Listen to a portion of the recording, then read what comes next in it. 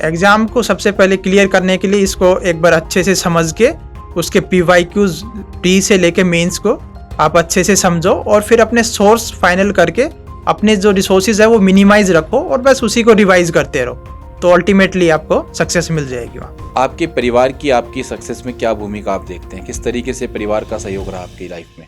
लहरों से डरकर नौका पार नहीं होती, कोशिश करने वालों की कभी हार नहीं होती। नमस्कार, आदाब, सत श्री अकाल। मैं दिव्यांशु आप सभी का स्टडी IQ के शानदार प्लेटफॉर्म पर बहुत बहुत स्वागत करता हूं। साथियों, मेहनत का कोई विकल्प नहीं होता और इसी मेहनत के विकल्प को हकीकत में बदलने का जो श्रेय है वो एक यहाँ पर व्यक्ति को जाएगा। और आज हम ऐसे ही एक व्यक्ति के बारे में चर्चा करेंगे, एक टॉपर के बारे में चर्चा करेंगे, जिन्होंने हाल ही में हरियाणा सिविल सर्विसेज के रिजल्ट में 26 रैंक हासिल करी। मैं यहाँ पर स्वागत करूंगा विजेंद्र कुमार का। हेलो विजेंद्र, कैसे हैं? अच्छा हूँ सर मैं।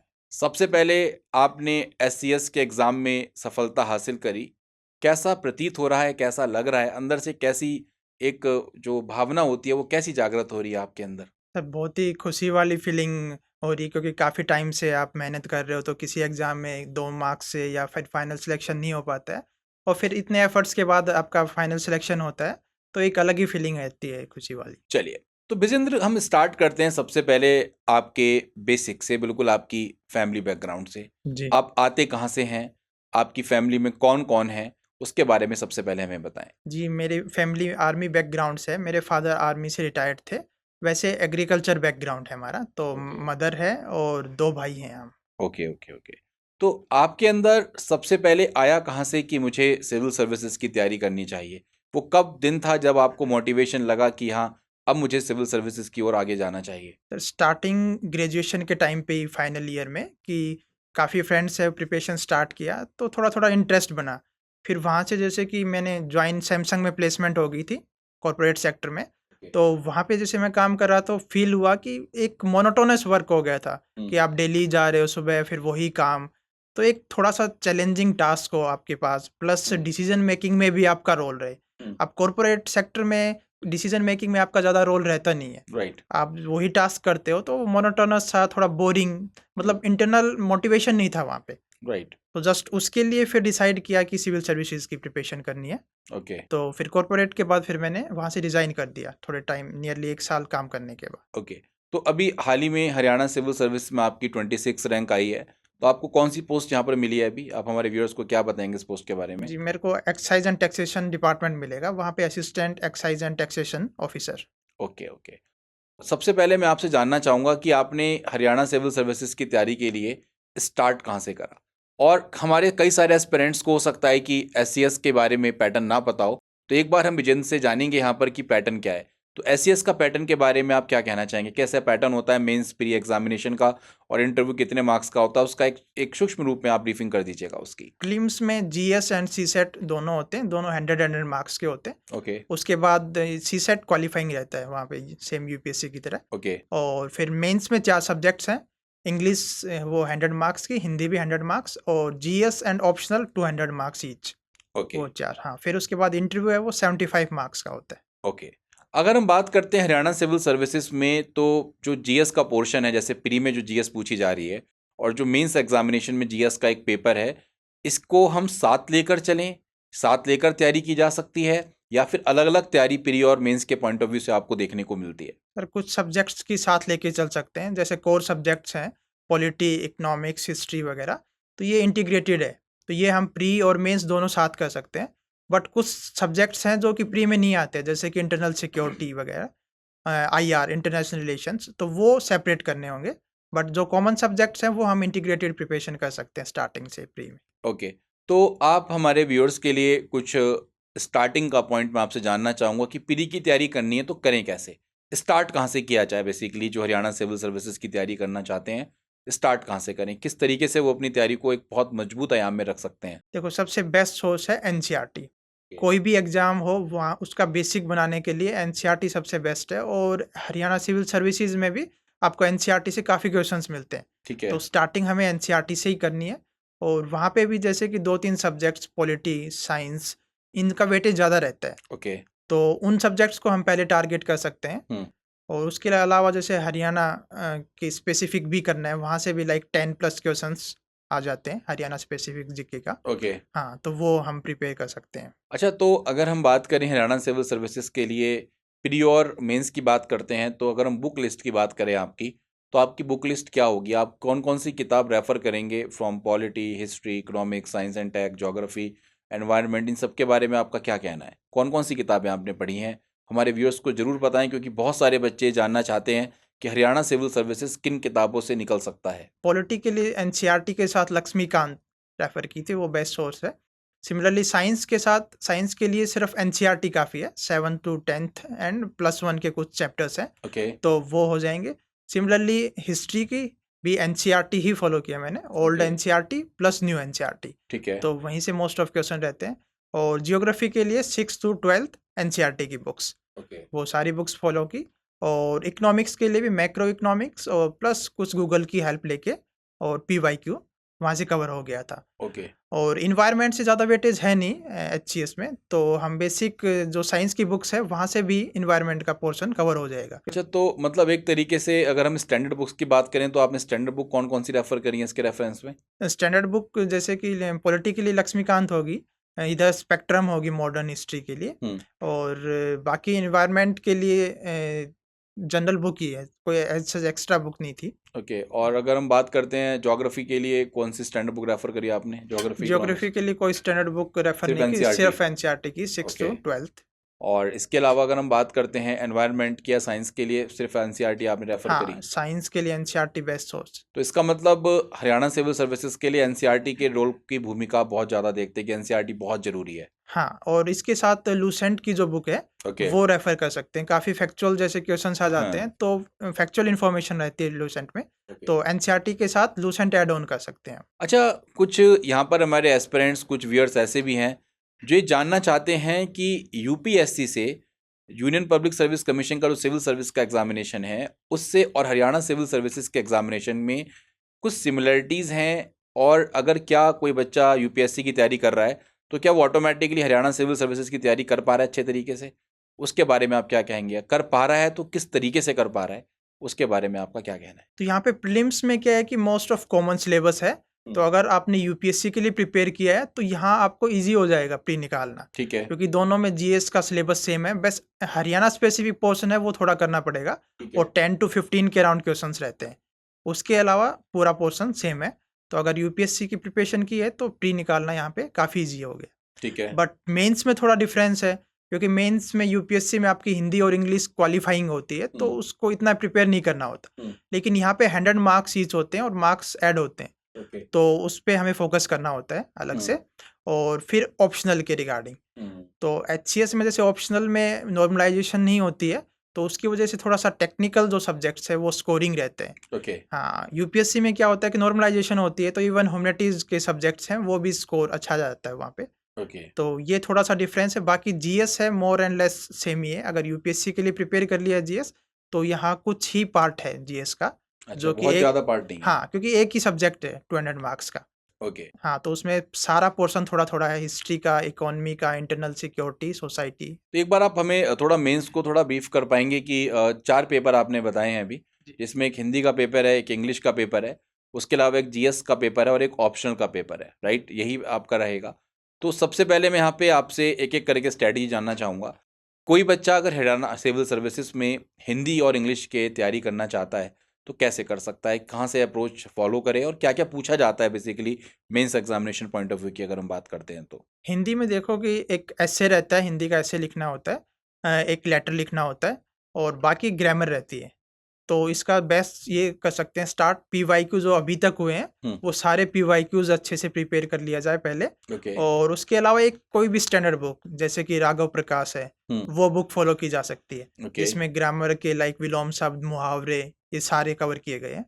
इसके अलावा और भी कोई अगर स्टैंडर्ड बुक है तो हम फॉलो कर सकते हैं। ठीक है। और इंग्लिश के लिए क्या स्ट्रेटजी रहेगी? हाँ, इंग्लिश के लिए भी सेम हिंदी की तरह ही, कि पीवाईक्यू जो अभी तक आए हैं वो कवर करने हैं, और उसके साथ कोई भी एक स्टैंडर्ड बुक जिसमें कि जो पीवाईक्यू में टॉपिक्स पूछे गए हैं, जैसे यहाँ पे भी ऐसे रहता है, तो ऐसे लाइक अगर यूपीएससी के लिए प्रिपेयर किया है तो यहाँ तो बिल्कुल शॉर्ट में ही लिखना होता है, तो वो हम ऐसे लिख सकते हैं। बाकी ग्रामर के लिए कोई भी एक स्टैंडर्ड बुक फॉलो कर सकते हैं, एरर ये सब टॉपिक्स आते हैं। अच्छा, और अगर हम जीएस की बात करते हैं तो जीएस के जो मेन पेपर होता है उसका पैटर्न क्या होता है? बहुत सारे बच्चों को नहीं पता है जीएस के मेन पेपर में कितने क्वेश्चन पूछे जाते हैं और कहाँ-कहाँ से कितने-कितने क्वेश्चंस आपको लगते हैं आते हैं? यहाँ पे क्या होता है कि जैसे कि नियरली 20 क्वेश्चंस होते हैं, वो भी फिक्स नहीं रहता है, कई बार चेंज कर देते हैं। लाइक कुछ 8 मार्कर, 12 मार्कर करके थोड़ा डिवाइड हो जाता है।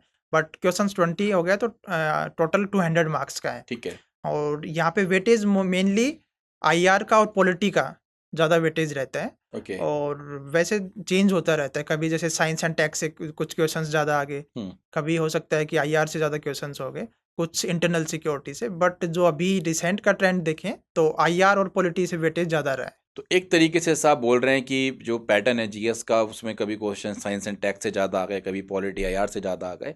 जी। तो इसका मतलब ये है कि एक बच्चे को बैलेंस अप्रोच रखनी पड़ेगी सिलेबस को लेके। जी। जो जीएस का मेन सिलेबस है उसमें सभी कुछ कवर करना ज़रूरी है फिर तो। जी, जो सिलेबस में मेंशन्ड हैं टॉपिक्स वो पूरे कवर करने चाहिए। ओके। हाँ, क्योंकि हो सकता है कि जिस टॉपिक से लास्ट 2 साल से नहीं पूछ रहे और अगले साल वहाँ से ज़्यादा क्वेश्चंस पूछ लिए जाएँ। राइट। अच्छा, इसमें हम बात करते हैं सपोज़ जनरल स्टडीज़ की आपने बात करी। इसमें या हिंदी आपने इंग्लिश की बात करी अभी। तो हम यहाँ पर नोट्स मेकिंग की भूमिका कैसे देखते हैं? आपने अपने जनरल स्टडीज़ के नोट्स कैसे बनाए? और प्री और अगर हम मेंस पॉइंट ऑफ व्यू से देखते हैं तो किस तरीके से आपने नोट्स मेकिंग अपनी करी है, उसके बारे में आप क्या कहेंगे? जी, नोट्स मेकिंग ज़्यादा कुछ नहीं की मैंने, ये स्टूडेंट टू स्टूडेंट डिफ़र करता है। हुँ। एक तो जैसे कि अप्रोच ये होती है कि आप जो स्टैंडर्ड बुक्स हैं, वहीं पे आप अंडरलाइन कर सकते हो, हाइलाइट कर सकते हो, जो भी टॉपिक्स आपको ठीक है। इम्पोर्टेंट लगता है। दूसरी स्ट्रेटजी ये है कि आप उसके नोट्स बनाओ। तो मेरी स्ट्रेटजी ये थी कि जो बुक्स में जो मटेरियल था, मैं वहीं पे हाइलाइट किया। और जो टॉपिक्स मेरे को एक्स्ट्रा गूगल की हेल्प से या डिफरेंट सोर्सेज़ या फिर एआरसी की रिपोर्ट्स वगैरह से बनाना था, तो उनको मैंने नोट डाउन करके शॉर्ट में A4 साइज़ पेपर पे नोट डाउन कर लिया, जो एक्स्ट्रा मटेरियल था। और फिर ओके। बार-बार जस्ट उसी को रिवाइज़ किया। तो बार-बार आपने इस तरीके से नोट्स मेकिंग करी है अपनी। अच्छा, मुझे एक बात आप ये बताएँ, बच्चे बहुत सोच भी रहे होंगे कि हरियाणा में सिलेबस मेंस का बहुत ही कम है। अगर देखा जाए तो जीएस का एक पेपर, हिंदी ऐसे, इंग्लिश ऐसे और ऑप्शनल। तो क्या इतना ईज़ी है निकालना? क्या अगर सही अप्रोच हो, सही स्ट्रैटेजी हो, तो निकाला जा सकता है बहुत पहले शॉट में ही? आई मीन टू से मतलब आप 1 साल के दरमियान आप इसको क्लियर कर सकते हैं? बिल्कुल कर सकते हैं अगर स्मार्ट स्टडी करेंगे तो। देखो, सिलेबस इतना ज़्यादा कम नहीं है, क्योंकि जीएस में क्या है कि सारे पार्ट्स कवर्ड हैं। हुँ, जैसे यूपीएससी में क्या होता है, अलग-अलग पेपर्स हैं हर एक हुँ, सब्जेक्ट के, लेकिन यहाँ पे सारे पार्ट्स कवर कर दिए एक ही पेपर में। लाइक हिस्ट्री भी and culture, geography, economy, IR, सारे पार्ट एक ही जीएस में है। तो हमें पार्ट उतना ही कवर करना पड़ेगा। लेकिन ये है कि अगर हम स्मार्ट स्टडी करते हैं लाइक पीवाईक्यू को एनालाइज़ करके, हुँ। और अगर सारे जो सोर्सेज़ हैं, वो अच्छे सोर्सेज़ से हमने कवर किया, तो ईज़िली निकाल सकते हैं। ओके। दूसरा, यहाँ पे ऑप्शनल का थोड़ा-सा मेन रोल रहता है। हुँ, ऑप्शनल गेम डिसाइडेड होता है यहाँ पे, क्योंकि ऑप्शनल में मार्क्स काफ़ी वैरी करते हैं। ओके, इवन लाइक 70-80 से लेके 170-180 तक 100 मार्क्स का वेरिएशन रहता है। ओके। सो ऑप्शनल जो चूज़ करते हैं वो बहुत वाइडली काफ़ी। चूज़ करना है। हाँ, चलिए, सबसे पहले हम इसमें एससीएस के लिए बच्चों के लिए जो हरियाणा सिविल सर्विसेज़ की तैयारी कर रहे हैं, ऑप्शनल पे ही आते हैं। जी। आपका ऑप्शनल क्या रहा और आपने किस ऑप्शनल को प्राथमिकता दी और कितने मार्क्स अभी आपके आए हैं, तो कितने आए हैं आपके, उसके बारे में क्या कहेंगे? मेरा जियोलॉजी ऑप्शनल है। ओके, और जियोलॉजी ऑप्शनल में मेरे 129 मार्क्स हैं, जो कि जियोलॉजी के भी हाईएस्ट हैं। ओके। हाँ, तो जियोलॉजी का ऑप्शनल में। तो आपने अपना ग्रेजुएशन किस में किया था? ग्रेजुएशन मेरा कंप्यूटर साइंस इंजीनियरिंग में रहा, ओके। एनआईटी कुरुक्षेत्र से। अच्छा, तो बच्चे अब यह भी सोचने की कोशिश करेंगे कि भई बीटेक हम कर रहे हैं, सपोज़ बहुत सारे बच्चे इंजीनियरिंग कर रहे हैं, जी। तो ऑप्शनल क्या चूज़ किया जाए? उसके बारे में आप क्या कहेंगे कि हरियाणा सिविल सर्विसेज़ में one of the best optional आपको कौन-सा लगता है जिसमें हाई स्कोर किया जा सकता है? अभी तो सर यहाँ पे टेक्निकल जो सब्जेक्ट्स हैं, जैसे अभी जो करंट का ही रिजल्ट देखते हैं, हुँ, तो यहाँ पे मैथ्स एंड फिजिक्स, इनसे ही मैक्सिमम टॉपर्स हैं। और ओके, कुछ बॉटनी ऑप्शनल से। ओके। हाँ, तो जो टेक्निकल सब्जेक्ट्स हैं, इनमें 2-3 ये मैथ और फिजिक्स, ये अभी टॉप पे चल रहे हैं, जिनसे कि सिलेक्टेड हैं टॉपर्स। अच्छा, तो इसमें मान लीजिए कोई इंजीनियरिंग का एस्पिरेंट है या कोई मान लो बीए करके बैठा हुआ है या बीएससी करके बैठा हुआ है बच्चा, तो वो ऑप्शनल चूज़ करे तो उसको क्या समझना चाहिए? अपने ग्रेजुएशन के सब्जेक्ट को ध्यान में रखकर चूज़ करे या फिर वो चूज़ करे जो सबसे ज़्यादा स्कोरिंग है? मतलब ऑप्शनल चूज़ करने में बच्चे को किन चीज़ों का ध्यान रखना अति आवश्यक है? तो सबसे इम्पोर्टेंट तो एग्ज़ाम का है कि आप कौन-सा एग्ज़ाम टारगेट करते हो। क्योंकि हर एक एग्ज़ाम में कुछ-कुछ चेंजेज़ रहते हैं कि वहाँ पे कौन-सा ऑप्शनल टॉप कर रहा है या कौन से ऑप्शनल में ज़्यादा मार्क्स आ रहे हैं। ठीक है। तो ग्रेजुएशन के बजाय तो मैं तो यही कहूँगा कि जिसमें मार्क्स ज़्यादा आ रहे हैं वही, क्योंकि अल्टीमेटली तो हमें सिलेक्शन लेना है। राइट। हाँ, तो अगर जैसे कि एचसीएस में है कि यहाँ पे अभी ऑप्शनल है, तो यहाँ पे जो स्कोरिंग है उसको ही टारगेट किया जाए तो सबसे बेस्ट है। अगर आप दूसरे एग्जाम भी टारगेट कर रहे हो लाइक यूपीएससी या फिर दूसरे स्टेट पीसीएस के, तो फिर आप एक एवरेज ऑप्शनल तीनों साइड देख के ना कि आप दूसरे स्टेट पीसीएस में या फिर यूपीएससी एचसीएस में, सो वहाँ पे जो एक्चुअल में स्कोरिंग है वो आप ले सकते हो। बट अगर सिर्फ आपको एचसीएस टारगेट करना है तो फिर ये टेक्निकल सब्जेक्ट्स है, इन पे ही फोकस करो, क्योंकि अभी तक वहीं से मार्क्स ज़्यादा आ रहे हैं। अच्छा विजेंद्र, बात बताइए, एससीएस के एग्जामिनेशन में जो प्रीवियस ईयर क्वेश्चन पेपर्स हैं और सिलेबस है, उसकी क्या भूमिका आप देखते हैं? पीवाईक्यू की तो देखो हर एक ही एग्जाम में काफ़ी इंपॉर्टेंट भूमिका रहती है, चाहे आप एचसीएस का लो या यूपीएससी का, क्योंकि उससे एक हमें क्वेश्चंस का पैटर्न प्लस क्वेश्चंस का लेवल वो पता लग जाता है। उसके बाद ही हम प्रिपरेशन स्टार्ट करें तो वो एक स्मार्ट स्टडी रहेगी। अदरवाइज जैसे कि हिंदी के पीवाईक्यू देखे बिना हमने किसी भी एक स्टैंडर्ड बुक से पूरा डिटेल में कर लिया और उतनी रिक्वायरमेंट भी नहीं है, राइट। हाँ, तो हमारे वहाँ पे एफर्ट्स बच जाते हैं। एक तो कि हम पीवाईक्यू देखा तो कि किस लेवल के क्वेश्चंस है प्लस किस टॉपिक से कितने क्वेश्चंस आ रहे हैं। तो जो भी अगर एग्जाम की प्रिपरेशन स्टार्ट करने हैं तो सबसे पहले पीवाईक्यू ही हमारा सोर्स होना चाहिए, वो देख के ही फिर हमें नेक्स्ट स्टेप लेना है प्रिपरेशन के लिए। अच्छा, एक मैं आपसे जानना चाहता हूँ कि मान लीजिए जीवन में कई बार ऐसा होता है कि हमें डिमोटिवेशन फेस करना पड़ जाता है। जी। कई बार स्टूडेंट सक्सेस नहीं प्राप्त कर पाते आसानी से, बहुत बार रह जाते हैं। तो इस केस में अगर कोई बच्चा डिमोटिवेट हो रहा है तो कैसे बच्चा मोटिवेट रहे? क्या आपके साथ भी ऐसा हुआ कि आपको डिमोटिवेशन फील करना पड़ा है और आपने उसको किस तरीके से फिर अपने मोटिवेशन में कन्वर्ट किया? मुझे हर फेज में लाइक कभी 2 मार्क्स से या कभी 1 मार्क्स से मतलब फेलियर देखने को मिला। तो वो उस स्टेज पे हर बार ऐसा लगता है कि एग्ज़ाम क्लियर नहीं हो रहा है, तो आप डिमोटिवेटेड होते हो कि आगे भी हो पाएगा या नहीं हो पाएगा। बट देखो उसको लेके हमें बैठना नहीं है। जब भी अगर कोई एग्ज़ाम क्लियर नहीं होता है तो 1-2 दिन आप रेस्ट लीजिए, फिर उसके बाद देखिए कि आपकी गलती कहाँ हुई है उस एग्ज़ाम में। आपका सोर्स गलत था या आपकी अप्रोच गलत थी, वो एनालाइज़ करके आपको फिर से स्टार्ट करना है। जैसे ही आप एक बार रिकवर होते हो कि स्टार्टिंग में अगर फेलियर मिलता है तो आप डिमोटिवेट हो जाते हैं, 1-2 दिन आपका फिर दोबारा से पढ़ने का तैयारी करने का मन नहीं करता है। लेकिन उस अपनी प्रॉब्लम्स को एनालाइज़ करना बहुत ज़रूरी है कि आपकी प्रॉब्लम कहाँ हुई और आपका सिलेक्शन क्यों नहीं हुआ।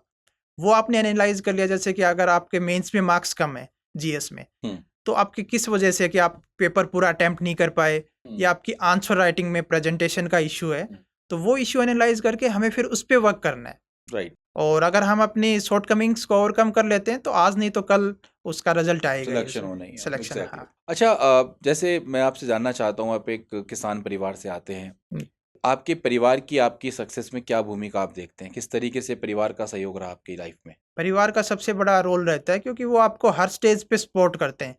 काफ़ी फैमिलीज़ में होता है कि ठीक है आप कोई भी पोस्ट ज्वाइन कर लो और बस उसके बाद प्रिपरेशन बंद कर लो।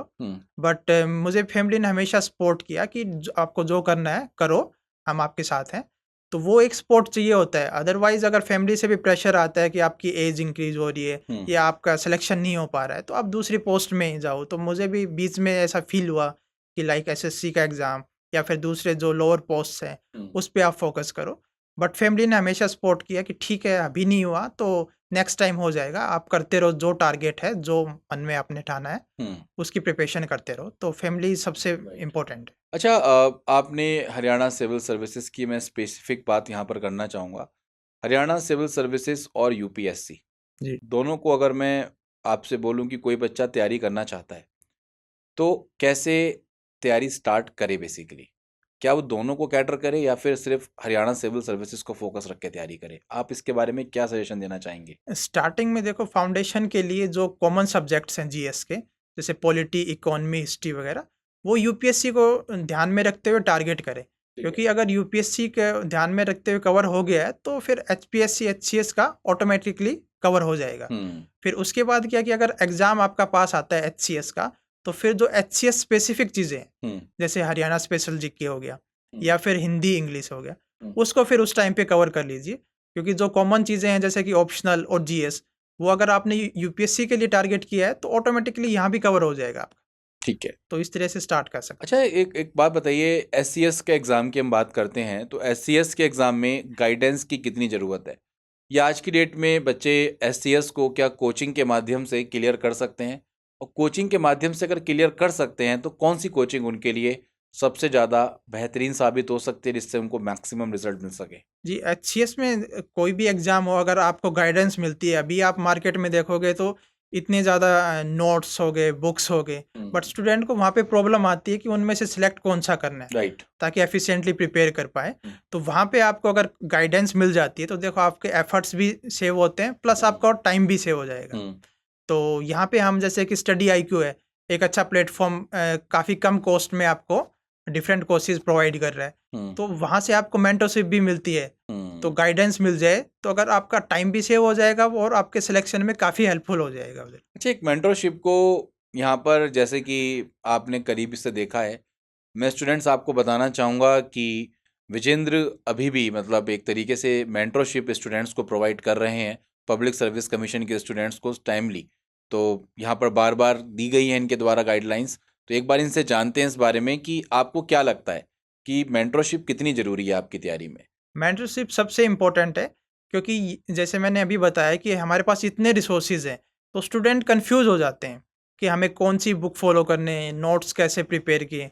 काफ़ी बार स्टूडेंट्स क्या होता है कि एक बार पढ़ते ही जस्ट नोट्स प्रिपेयर करना स्टार्ट कर देते हैं। राइट। दूसरा क्या है कि अगर आपको प्रीलिम्स निकालना है, तो वहाँ पे एमसीक्यूज आपको सोल्व कैसे करने हैं, आंसर राइटिंग करनी है, तो वहाँ पे कैसे आप कंटेंट इन्हांस कर सकते हो, प्लस आपकी स्ट्रेटजी से लेके, क्योंकि मेंटरशिप एक कंप्लीट पैकेज है कि आपकी स्ट्रेटजी से लेके इवन आप अगर डीमोटिवेट हो रहे हैं, आप स्ट्रेस फील कर रहे हो, तो आपका मेंटर हमेशा आपको गाइड करता है।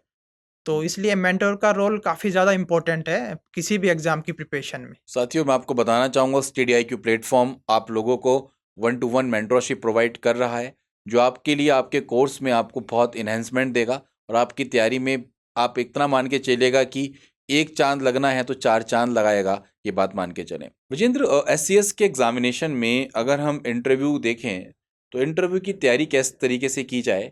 कैसे आपने इंटरव्यू की तैयारी करी और कैसे बोर्ड्स ने आपके साथ क्वेश्चन पुट अप किए, उसके बारे में थोड़ा बताएं। इंटरव्यू में जैसे कि यहाँ 75 मार्क्स का इंटरव्यू होता है, तो वहाँ पे जो चेयरमैन होते हैं, मेंबर रहते हैं, तो उनके पास कोई भी डिटेल नहीं रहती स्टूडेंट की, और ना ही डेफ रहता है। तो वो जस्ट इंट्रोडक्शन से स्टार्ट किया जाता है। तो इंट्रोडक्शन में पर्सनल जो डिटेल्स हैं वो नहीं बतानी होती, हाइड की जाती है, ताकि ऑब्जेक्टिविटी रहे इंटरव्यू में। बट अपने एक्सपीरियंस के बेसिस पे आप जो जो इंट्रोडक्शन में बताओगे कि लाइक ग्रेजुएशन यहाँ से कि ये जॉब में ये रहा, तो वहीं से क्वेश्चन स्टार्ट होते हैं आपके। तो जो भी आपका बैकग्राउंड रहा है, आपके ग्रेजुएशन पे क्वेश्चंस होंगे। अगर जैसे मेरा कंप्यूटर इंजीनियरिंग था, तो कंप्यूटर इंजीनियरिंग से रिलेटेड क्वेश्चंस पूछे गए थे। फिर उसके बाद आपके अगर कोई जॉब की हुई है, तो उसके बारे में कि आपने वो जॉब क्यों छोड़ी, या उससे रिलेटेड कोई भी इश्यूज़ हैं, तो आपके सजेशंस हैं, वो हो गया। फिर इसके अलावा आपको हरियाणा स्पेसिफिक पार्ट रहता है, तो उसमें हरियाणा स्पेसिफिक जो इश्यूज़ हैं, वो उनके बारे में प्लस सॉल्यूशंस पूछे जाएंगे कि अगर उस प्रॉब्लम को कैसे सोल्व करना है। इसके अलावा जो करंट अफेयर्स, मेनली यहाँ पे करंट अफेयर्स अभी आईआर के, जैसे इंटरनेशनल रिलेशन से करंट अफेयर्स जो इश्यूज चल रहे थे, जैसे इजराइल और पैलेस्टाइन का जो इश्यू चल रहा है, या फिर रशिया यूक्रेन वॉर है, तो वहाँ से। सो बेसिकली अगर हम इसको कंबाइन समराइज करें, तो आपका पर्सनल जो बैकग्राउंड है वो, plus current affairs, plus Haryana specific, तो इन पे ही आपका महत्वपूर्ण इंटरव्यू आपको देखने हाँ, को मोस्ट मिलता ऑफ इंटरव्यू आपका इसी पे चलेगा। तो अगर इन टॉपिक्स को हमने अच्छे से प्रिपेयर कर लिया, तो इंटरव्यू आपका अच्छा। अच्छा, एक बात बताइए, एज एन मेंटोर आप आंसर राइटिंग की अगर हम बात करते हैं बच्चों के मेंस की, तो आप किस तरीके से उसमें बेस्ट अप्रोच फॉलो करने के लिए बच्चों को सजेस्ट करेंगे? कैसे करें वो बेस्ट अप्रोच को फॉलो? स्टार्टिंग में जो बेसिक्स जो आंसर राइटिंग के हैं, लाइक आपको डायरेक्टिव्स समझने होते हैं कि डिस्कस का मतलब, क्रिटिकली एग्जामाइन का मतलब, तो वो चीज़ें बेसिक एक बार समझने के बाद फिर हम कुछ 1-2 टॉपर्स की या फिर जो सिलेक्टेड लोग हैं उनकी कॉपीज देख सकते हैं। वो पैटर्न एक बार आपने देख लिया, तो फिर उसके बाद आप जितनी प्रैक्टिस करोगे आंसर राइटिंग की, तो उतनी ही आपकी आंसर राइटिंग अच्छी होती जाएगी। बस आपको जो गाइडेंस है वो सही मिले कि आप किस तरह से इम्प्रूव कर सकते हो, प्रेजेंटेशन को और अच्छा कैसे कर सकते हो, बट वो सभी जितनी आप प्रैक्टिस करोगे उसके साथ ही इम्प्रूव होंगी। अच्छा, कई बच्चे सोच भी रहे होंगे और बच्चों का क्वेश्चन रहेगा कि आपकी 26 रैंक है तो आपको डीसी और डीएसपी क्यों नहीं मिला इस बार? बच्चों को इस बारे में क्लैरिटी दीजिएगा कि एससीएस 2000 का जो 23 का रिजल्ट है उसमें आपको क्या रहा ऐसा कि जो डीसी और डीएसपी 26 रैंक पर नहीं मिल पाया? जी सर, आप ये लक बोल सकते हो कि सीट्स नहीं थी इस बार क्योंकि हाँ। 3 सीट्स के अराउंड थी एसडीएम की, तो हम्म। वो भी कैटेगरीज में थी, जैसे फिजिकल हैंडीकैप्ड ओके और ईडब्ल्यूएस कैटेगरीज में, और डीएसपी की भी 5-6 सीट थी, तो जिसमें 3 जनरल में थी, बाकी कैटेगरीज में थी। ओके सो इस बार सीट्स नहीं थी, क्योंकि इससे पहले जब सीट्स थी तो 40-50 के अराउंड एसडीएम की सीट्स थी, हम्म। तो अगर उतनी होती तो सिलेक्शन लेना काफ़ी ईजी था, हाँ। बट इस बार सीट्स नहीं थी। अच्छा, डीएसपी के लिए कोई स्पेसिफिक क्वालिफिकेशन होती है एससीएस में? हाँ सर, यहाँ पे एज का रहता है कि जनरल के लिए 27 एज एक क्राइटेरिया है, बाकी जो कैटेगरीज हैं वहाँ पे रिलैक्सेशन है, लाइक 3 इयर्स 5 इयर्स का है। अच्छा, आपका मैं भी जब आप बता रहे थे, आपसे बातचीत हो रही थी मेरी पहले, तो आपने बोला कि आपका असिस्टेंट कमांडेंट का भी एग्ज़ाम निकला है। जी। तो यूपीएससी में असिस्टेंट कमांडेंट का एग्ज़ाम निकालना एक बहुत ही कमेंडेबल जॉब है, बहुत अच्छी बात है ये। तो आपने उस जॉब को क्यों नहीं आगे कंटिन्यू किया? क्या रहा ऐसा कि आपने असिस्टेंट कमांडेंट की जॉब बीच में छोड़ दी? हाँ सर, मैंने असिस्टेंट कमांडेंट की जॉब ज्वाइन की थी, लेकिन ट्रेनिंग के टाइम पे ही थोड़ी इंजरी हो गई थी, सो उसकी वजह से मेरे को रिज़ाइन करना पड़ा, क्योंकि काफ़ी टाइम तक मैं अनफिट था, तो थोड़ा सी इंजरी के बाद थोड़ा सा माइनर ऑपरेशन भी हुआ, ओके। तो उसकी वजह से फिर मैंने सीएपीएफ को रिज़ाइन कर दिया। आप हमारे जो फॉलो एस्पिरेंट्स हैं उनके लिए क्या कहना चाहेंगे? उनके लिए क्या संदेश आपका है कि ये वो चीज़ फॉलो करें सो डैट उनको सफलता आसानी से मिल सके और एससीएस के एग्ज़ाम में वो बेहतरीन रिजल्ट ला सकें? क्या कहना चाहेंगे? एग्ज़ाम को सबसे पहले क्लियर करने के लिए इसको एक बार अच्छे से समझ के, उसके पीवाईक्यूज़ प्री से लेके मेंस को आप अच्छे से समझो, और फिर अपने सोर्स फाइनल करके अपने जो रिसोर्सेज है वो मिनिमाइज रखो, और बस उसी को रिवाइज करते रहो, तो अल्टीमेटली आपको सक्सेस मिल जाएगी वहाँ। एक लास्ट मैं आपसे बस और पूछना चाहूँगा, एंड करने के बाद एक चीज़ छोटी-सी जो रह गई मुझे पूछनी, जी। आपका काम क्या रहेगा? आपकी पोस्ट क्या रहेगी? जो आपकी पोस्ट है उसका काम क्या है? उसका वर्क क्या रहेगा एससीएस में? वो बताएँ एक बार। अभी मेरे को एक्साइज एंड टैक्सेशन डिपार्टमेंट मिला है, तो ये रेवेन्यू से रिलेटेड है जनरली, बट एक्चुअल में क्या रोल रहेगा वो एक बार ज्वाइनिंग के बाद ही ज़्यादा बल पड़े, लेकिन जो अगर हम एक्साइज एंड टैक्सेशन डिपार्टमेंट देखें तो रेवेन्यू से रिलेटेड ही रहता है उनका, इनडायरेक्ट ओके। टैक्सेस से रिलेटेड। और थैंक यू विजेंद्र कि आप हमारे स्टडी आईक्यू के प्लेटफॉर्म थैंक यू पर सर, आए थैंक। और आपने अपनी यहाँ पर एक स्ट्रैटेजी साझा करी। ये थे मेरे साथ विजेंद्र, जिन्होंने एससीएस के एग्ज़ाम में 26 रैंक हासिल करी, और मैं भी चाहूँगा कि आप सब लोग भी इसी तरीके से मेहनत करें और सफलता की नई राह को चुनने की कोशिश करें, और इसी तरीके के टॉपर की स्ट्रैटेजी, टॉपर्स के इंटरव्यू को सुनने के लिए जुड़े रहें स्टडी आईक्यू के प्लेटफॉर्म से। धन्यवाद।